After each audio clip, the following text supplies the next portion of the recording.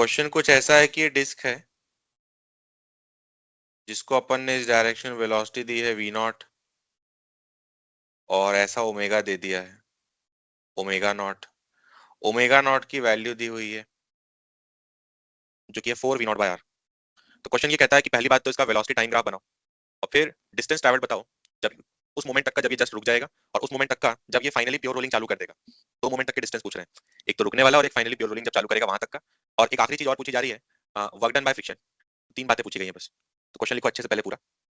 Question है draw velocity time graph draw velocity time graph of the object full stop, calculate distance traveled by object before it stops, calculate distance traveled by object before it stops, comma या full stop लगा लो, full stop, calculate distance traveled by object before it starts performing pure rolling, calculate distance traveled by object before it starts performing pure rolling, और last है total work done by friction, total work done by friction।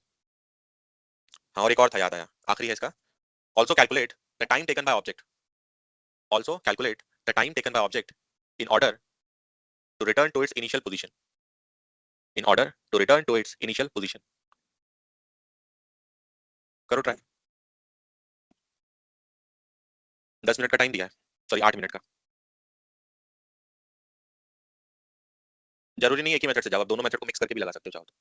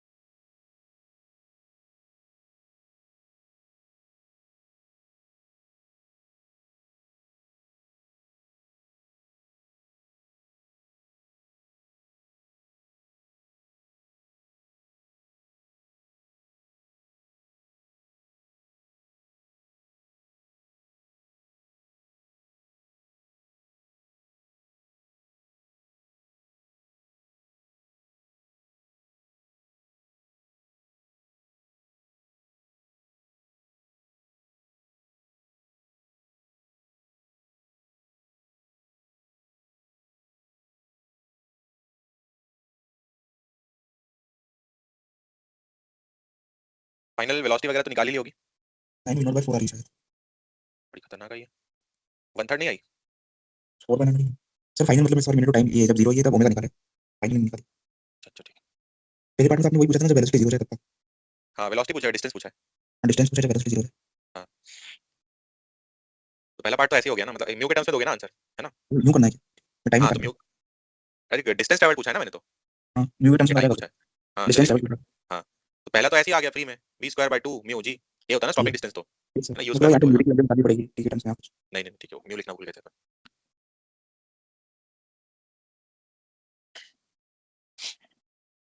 4 minute बाकी है।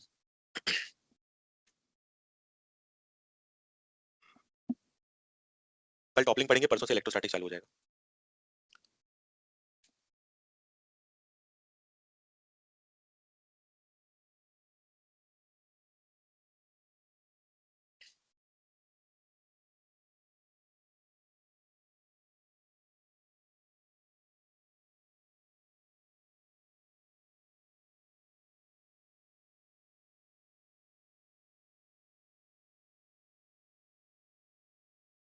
Sir इसमें भी एक दिक्कत होगी।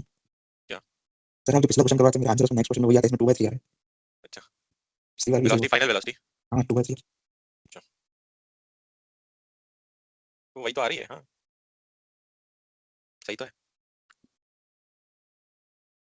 2/3 से लेफ्ट में जा रहा होगा।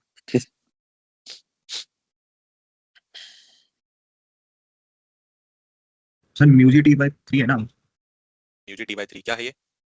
निकाली थी फाइनल वेलोसिटी। फाइनल वेलोसिटी जो है वो तो v0 के टर्म्स में बताओगे ना। हां सॉरी हाँ v0 हाँ है। हाँ। ग्राफ बना लिया क्या, ग्राफ सबने। सर वही बनाया। अच्छा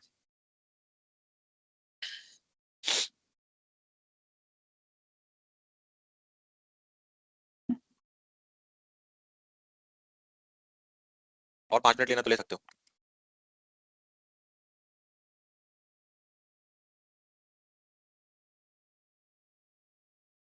सर वीटी और ओमेगा टी दोनों का ग्राफ बनाना है ना? नहीं, सिर्फ वीटी का।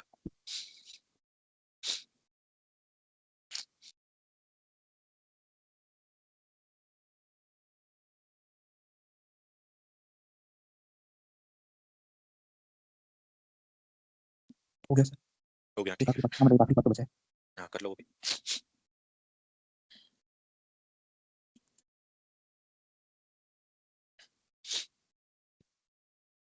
सर तीसरा ये ना, find time when it reaches the initial position. Time नहीं पूछा ना शायद से, वही पूछा है। डिस्टेंस ट्रैवल ही पूछा था बस। बाकी वो आएगा तो टाइम से ही आएगा। Yes sir. अच्छा, एक टाइम भी पूछा है, हाँ, लौटने का टाइम पूछा है, वापस आने का टाइम, हाँ, वही पूछा है।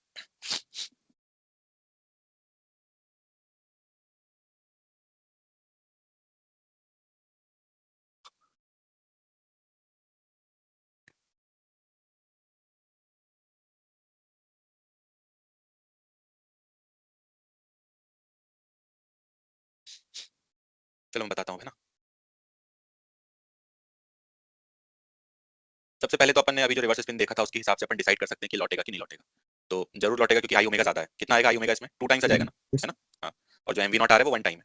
तो अपन ये बोल सकते हैं कि ये पहले तो आगे जाएगा। यहाँ बनाऊँ मैं, यहाँ से इसने चालू किया है, तो पहले तो यहाँ कहीं तक जाएगा और रुकेगा एक बार। फाइनली इसको लौटना है, तो पक्की बात है एक बार वेलोसिटी 0 होगी, और उसके बाद फिर ये यहाँ से लौटेगा। लौट करके फाइनली ये प्योर रोलिंग चालू करेगा। तो जब ऐसा वी होगा इसके पास और ऐसा ओमेगा होगा, तो हमसे एक तो ये पूछा गया था कि ये डिस्टेंस ट्रैवल बताओ। इसको मैं D1 बोल दे रहा हूँ। और D1 लिखना तो बहुत सिंपल है, डायरेक्ट लिख सकते हैं अपन। इनिशियल वेलोसिटी क्या थी? V0 थी। तो D1 लिखने के लिए तो सिंपल है, लिख सकते हैं v square is equal to u square plus 2s। इसकी हेल्प से D1 आ जाएगा, जो कि होगा v0 square by 2 mu g। D1 तो ऐसे आ गया। फिर D2 की बात करें कि ये जो डिस्टेंस है यहाँ से यहाँ तक जो चला इसने D2, तो उसके लिए अपन इधर से इधर तक लगा देंगे v square is equal to u square plus 2s। अब वो तब लगाएंगे जब v पता हो। तो v पता करने के लिए मैंने लोएस्ट पॉइंट क्या अबाउट एंगुलर मोमेंटम कंजर्व किया, इसको a बोल दे रहा हूँ। तो a क्या अबाउट एंगुलर मोमेंटम कंजर्व किया, जो फाइनल है वही इनिशियल है। फाइनल में एकदम फाइनल वाला लिख रहा हूँ, फाइनली ये वाला। तो फाइनल एंगुलर मोमेंटम वैसे डायरेक्ट लिखने का मन करता है मेरा 3/2 टाइम्स लिख दूं, लेकिन फिर भी अलग अलग लिख रहा हूँ कि चलने की वजह से होगा mvr, और घूमने की वजह से होगा mr square by 2 into omega. और ओमेगा की वैल्यू फिर से v बाय r, क्योंकि फाइनली तो प्योर रोलिंग कर रहा है। और इनिशियल एंगुलर मोमेंटम की बात करें तो इनिशियल यहाँ से होगा, तो यहाँ पर था mr square by 2 plus 4v0 by r, ये घूमने वाला, और ये है चलने वाला। तो यहाँ से अपन बोल सकते हैं कि जो v आएगा वो आ जाएगा कितना? 2/3, 2/3 v0, ये आ गया final velocity.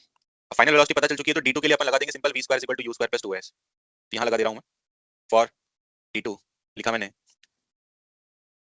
v square is equal to u square, कहाँ से कहाँ तक लगा रहा हूँ? यहाँ से यहाँ तक लगा रहा हूँ, u स्क्वायर प्लस 2 as, ऐसा होगा। एक्सेलरेशन की बात करूँ तो म्यू जी ही होता होगा, साइन पे ध्यान नहीं दे रहा मैं, यहाँ पर प्लस है कि माइनस है, क्योंकि वैसे भी d2 निकालना है जो कि डिस्टेंस है। तो d2 आ गया यहाँ से कितना? 2/9, 2/9 times v0 square by mu G. तो ये d2 पता चल गया। तो एक क्वेश्चन का आंसर हो जाएगा इतना, दूसरे क्वेश्चन का आंसर हो जाएगा d1 प्लस d2। जस्ट रुकने के पहले तक का डिस्टेंस बताना था। तो d1 प्लस d2 कितना हो जाएगा? 1/2 प्लस 2/9 कितना? 9 4 13/18, 13/18 v0 square by mu G. तो ये दो बातें हो गई। फिर ग्राफ भी पूछा गया था, ग्राफ देखें, जो वेलोसिटी टाइम ग्राफ होना चाहिए।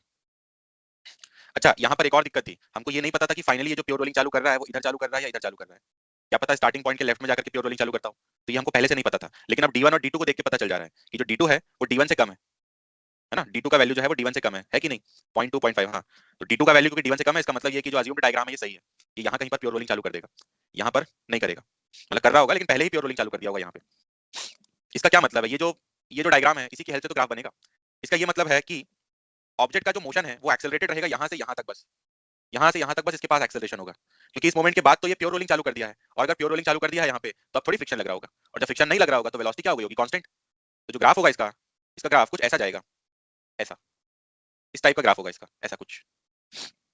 तो देखो पहले वेलोसिटी क्या थी? v0, उसके बाद वेलोसिटी 0 हुई, फिर ये लेफ्ट में जाने लगा। देखो ग्राफ नीचे जा रहा है मतलब वेलोसिटी नेगेटिव हो रही है, मतलब ये लेफ्ट में जा रहा है। लेफ्ट में जाते जाते जाते जो इसकी फाइनल वेलोसिटी है वो v0 थोड़ी आ पा रही है ना। जो इसकी फाइनल वेलोसिटी है वो तो 2v0/3 आ रही है, ये वाली वेलोसिटी की बात कर रहा हूँ, है ना। ये जो वेलोसिटी है ये तो 2v0/3 आ रही है, माइनस के साथ लिखूंगा। और उसके बाद फिर ये ग्राफ ऐसा कांस्टेंट हो जाएगा, ऐसा, क्योंकि फिर थोड़ी कोई फ्रिक्शन होगा। तो ये होगा इसका वेलोसिटी वर्सेस टाइम ग्राफ। और अगर हम डिस्टेंस ट्रैवल निकालना चाहें तो इस ग्राफ की हेल्प से भी निकाल सकते थे। ये जो पूरा है ये d1 है, और फिर ये जो है ये d2 है, इतना हुआ। फिर उसके बाद इसने हमसे ये भी पूछा है कि वापस आने का टाइम बताओ, कि जब वापस पहुंच जाएगा। तो अगर ये वापस वहीं आ गया तो इसका ये मतलब हुआ कि डिस्प्लेसमेंट 0 है, और डिस्प्लेसमेंट 0 का मतलब जितना एरिया ऊपर था उतना एरिया नीचे होना चाहिए। तो हमको यही जानना है कि नीचे किस कोऑर्डिनेट तक जाएंगे सो दैट कि ऊपर और नीचे का एरिया सेम हो जाए। ठीक, अब यहाँ पे कोऑर्डिनेट्स रख रहा हूँ मैं, ये वाले कोऑर्डिनेट्स। मान लेता हूँ ये जो टाइम था वो टी नॉट था, फिर मैंने कहा कि ये जो ट्राइंगल्स हैं वो सिमिलर हैं। देख सकते हो बेस जो हाइट जो है ट्राइंगल की वो 2/3 हो गई है, तो बेस भी 2/3 हो गया होगा। तो जो एरिया है वो कितना हो गया होगा, 4/9 टाइम्स हो गया होगा। तो ये वाला डिस्टेंस अगर d1 था और इसको मैं d2 कहता था, तो ये 4/9 टाइम्स d1 था। एक बार चेक भी कर ले रहे हैं सही है कि नहीं। हाँ देख लो, इसमें 4/9 मल्टीप्लाई करूंगा तो d2 आ सकता है। तो ये जो रिमेनिंग पार्ट है कितना होना चाहिए, ये रिमेनिंग पार्ट कितना होना चाहिए बोलो, 5/9 टाइम्स। तो ये जो एक्स्ट्रा टाइम था, let's say this extra time is t extra, तो जो t एक्स्ट्रा है वो क्या हो जाएगा, सीधा सीधा वो हो जाएगा डिस्टेंस अपॉन स्पीड। तो ये एक्स्ट्रा टाइम भी आ गया। तो जो पूरा का पूरा टाइम होता होगा वापस ये जो ऐसे गया है और ये जो यू टर्न मार के आया है, तो जो इसका जो टोटल टाइम होगा वो हो जाएगा ये वाला टाइम प्लस ये वाला टाइम और प्लस टी एक्स्ट्रा, मतलब कि T not plus 2t0/3 plus T extra कितना होता होगा। अब यहाँ वैल्यूज रखते हैं। टी नॉट कितना होगा, फिर टी नॉट डायरेक्ट रख रहा हूँ मैं, ठीक है। क्या फॉर्मूला यूज करूंगा टी नॉट के लिए, डेल्टा वी बाई ए, है ना, V equal to U plus A T से आया डेल्टा वी बाई। हाँ, तो जो टी नॉट होगा वो हो जाएगा वी नॉट बाय म्यू जी, और टी नॉट प्लस 2t0/3 क्या हो जाता है 5/3, तो इसी में 5/3 लगा दिया। तो ये टी नॉट और 2t0/3 रख दिया।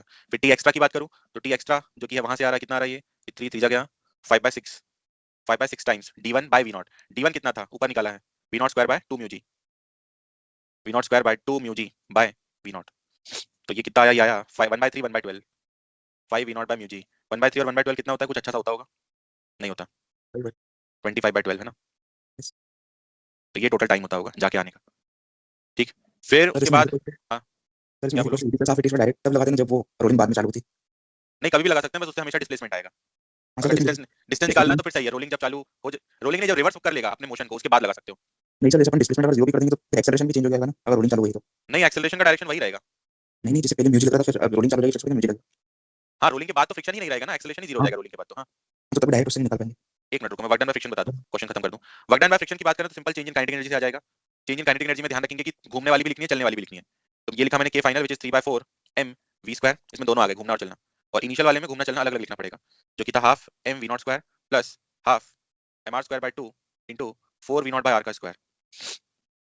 फिर यहाँ v का वैल्यू रखना पड़ेगा, v कितना आया था 2/3 आया था ना, तो 2/3 का स्क्वायर हो जाता है 4/9, 3/4 इंटू 4/9 माइनस यहाँ पे क्या होगा 1/2 प्लस 16/4 मतलब कि 4, तो ये बना 1/3 माइनस 9/2, तो नेगेटिव में आना चाहिए, आ रहा है, ठीक है। तो 2 minus 27/6 minus 25/6 M V naught square, ये आएगा वर्क डन बाय फ्रिक्शन। तो लिख लो यहाँ से, फिर अपन लोग डिस्कस करते हैं क्या बोल रहे हो। हाँ बोलो कबीर। सर मैं तो बोल रहा हूँ कि अपन मतलब जैसे ग्राफ ऑफ के बिना निकाल देते हैं ना, कि अगर वो प्योर रोलिंग बाद में और चालू करता तो पहले फर्स्ट यूटी पे साथ से डायरेक्ट निकाल देते टाइम। हाँ कर सकते हैं, बिल्कुल कर सकते हैं। यूटी हाफ एटी स्क्वायर कहाँ से कहाँ तक लगा रहे हो, स्टार्टिंग से प्योर रोलिंग तक है ना। हाँ मतलब स्टार्टिंग से लेके वो वाली पोजीशन तक जहाँ पर वो वापस आ गया वहाँ तक, और मतलब ये कंफर्म है कि प्योर रोलिंग उसके बाद चालू होगी। स्टार्टिंग से वहां तक लगा रहे हो, मतलब स्टार्टिंग से उसी पॉइंट तक लगा रहे हो, है ना। हाँ डिस्प्लेसमेंट से। मतलब फिर उससे डिस्प्लेसमेंट जीरो से सीधा टाइम आ जाएगा, हाँ और फिर वो जो टाइम होगा उसको कंपेयर कर लोगे प्योर रोलिंग वाले टाइम से, है ना। हाँ। तो अगर कम निकला तो मतलब कि प्योर रोलिंग लेफ्ट में चालू होती होगी। और ज़्यादा सॉरी, निकला मतलब टाइम है। हाँ हाँ हाँ सही है, कर सकते हैं ऐसा।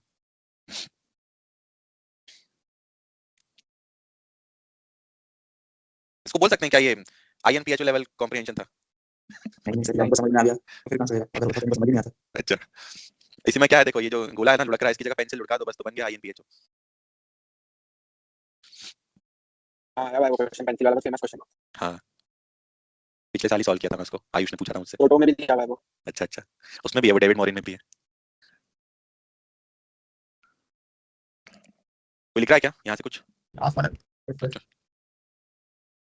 इस क्वेश्चन में मुझे अच्छी बात ये लगती है कि जब लौट के आ रहा होता है तो आधे टाइम तक मतलब कुछ हिस्से तक एक्सेलरेशन होता है, फिर कुछ हिस्से तक कांस्टेंट स्पीड होती है। 11th वाले क्या करते हैं पता है, सिर्फ जाने का टाइम निकालते हैं, फिर बोलते हैं आने में भी तो उतना ही लगेगा, क्योंकि एक्सेलरेशन जब होता है तो जितना जाना उतना आना, टाइम बराबर रहता है, ऐसा बोल देते हैं, वो गलत हो जाता है फिर उनका। कभी अगर किस्मत अच्छी हुई किसी बच्चे की जिसमें कि यहाँ पर प्योर रोलिंग चालू कर रहा है, तो फिर वो डायरेक्टली डबल कर सकता है ना, ये टाइम निकाल ले यहाँ से यहाँ तक का और उसको डबल कर ले।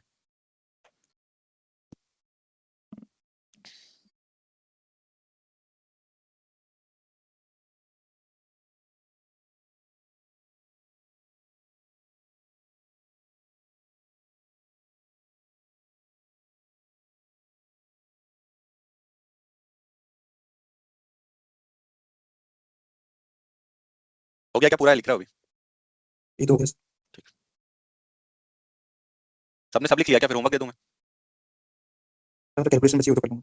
हाँ कैलकुलेशन स्किप करके नोट किया करो, सही है, जैसे इसके बाद डायरेक्ट ये स्टेप होना चाहिए।